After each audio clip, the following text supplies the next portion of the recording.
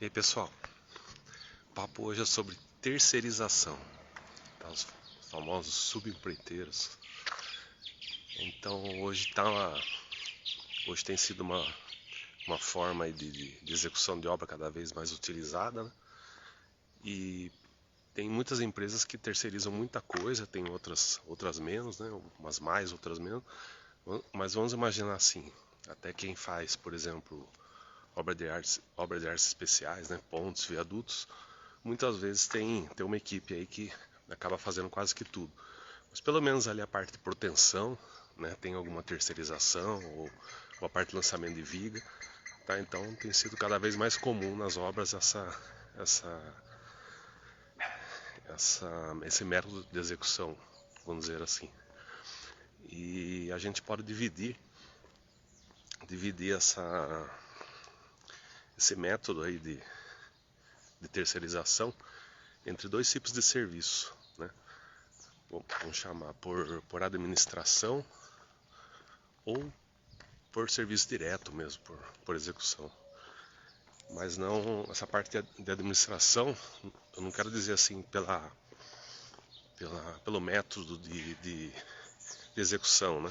Porque tem contratos, por exemplo, por a preço unitários ou por empreitada global, né? Mas isso quer dizer mais do método de contratação, como você vai medir.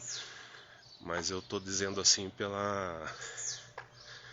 pelo tipo de serviço, comparando assim com um custo direto ou custo indireto que você tem na obra.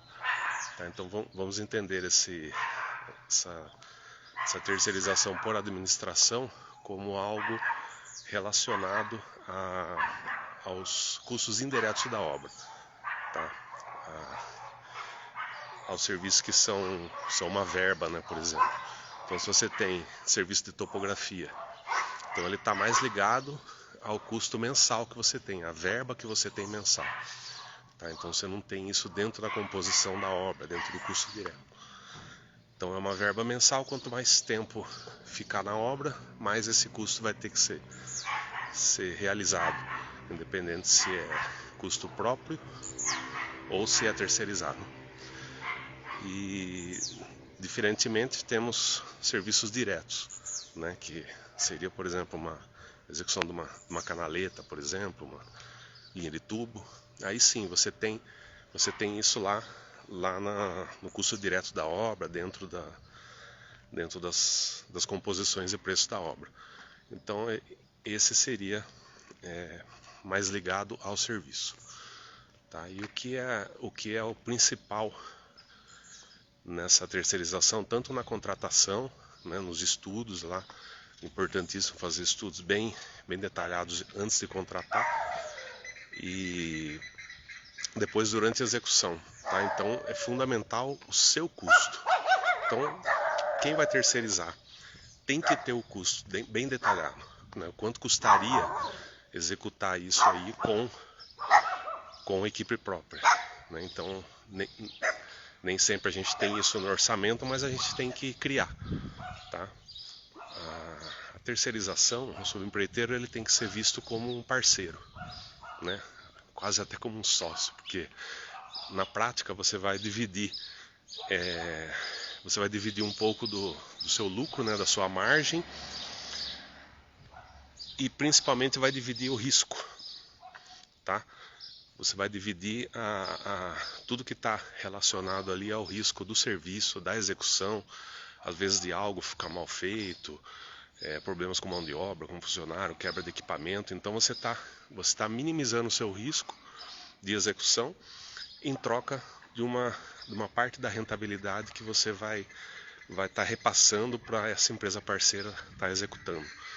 Tá? Isso não é assim tão linear, tão simples de se imaginar, vamos dizer assim, porque cada empresa tem os seus custos, cada empresa tem sua estrutura de custos e isso pode ser muito mais, esse custo pode ser muito mais baixo,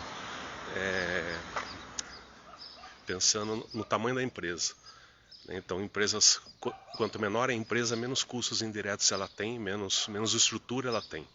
Às vezes, cara não tem comprador, não tem muita gente na administração, às vezes os impostos são diferentes, né? O cara é simples nacional, tudo mais. Então, um dos pontos-chave é essa questão de custo, né? Que cada um vai ter os seus custos, e a tendência é que quanto menor a empresa, mais enxuta ela é. Então, menos custos ela tem para diluir.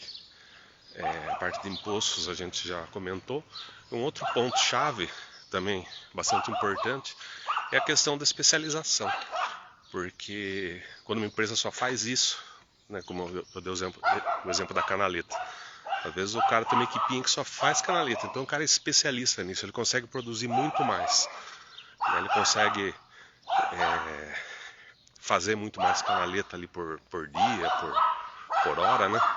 Então acaba tendo um custo bem mais interessante. E um ponto também importante é como, pensando nessa terceirização de custo direto, como vai ser essa contratação? Vai ser o serviço completo, tudo que está lá, ou vai ser só mão de obra? O risco, muitas vezes, é quando a gente coloca só mão de obra para contratar, e voltando naquela parte lá do custo, né? Pensando naquele custo, se a gente vai contratar só a mão de obra, a gente tem que fazer os estudos com tudo. A gente tem que colocar o material, às vezes vai dar retro, beleza, coloca a retro, mas quanto vai custar essa retro por metro lá de canaleta?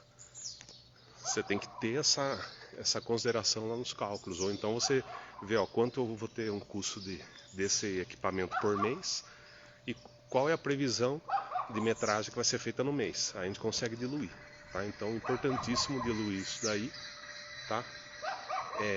Então, em resumo, se a gente não tiver os custos bem detalhados do que vai ser o serviço, a gente pode ter uma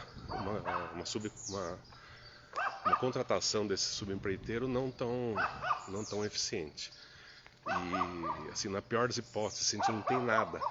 Então vamos ver se no nosso exemplo da canaleta, vamos ver quantos metros vai fazer por mês, quanto custaria essa equipinha minha aí com o pessoal, fazendo X metros lá por mês, né? Vamos dizer que vai concretar lá 300 metros por dia, por exemplo.